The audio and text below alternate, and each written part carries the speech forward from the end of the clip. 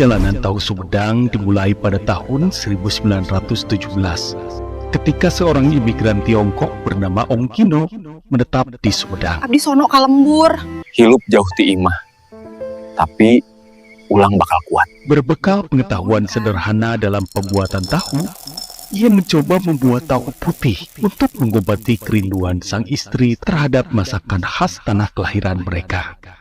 Karena sayangnya pada sang istri, Ong Kino rela menjelajah ke wilayah yang belum dikenalnya untuk mencari kedelai bahan utama tahu. Bakal. Ieu teh bener kedelai lurik.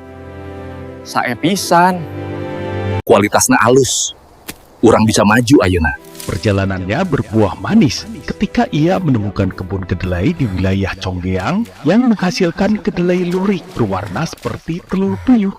Dengan menggunakan kedelai lokal dari mata air Sumedang yang jernih, Ong Kino mulai bereksperimen membuat tahu untuk konsumsi rumah tangga.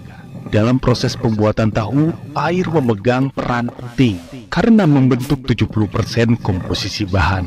Beruntung, kualitas air di Sumedang terutama di kawasan antara Cimalaka dan Tanjung Sari pada saat itu sangat baik.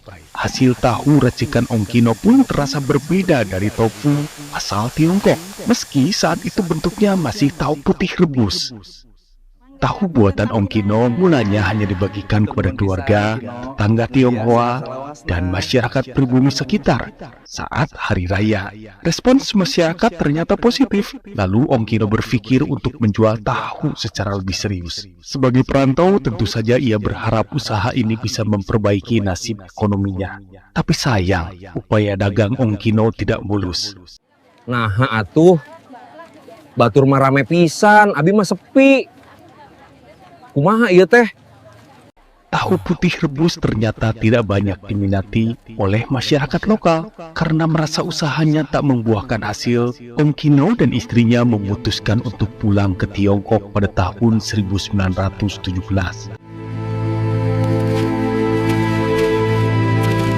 Pilujeng kantun, tadayana. Hapunten kami teu tiasa nelatkeun.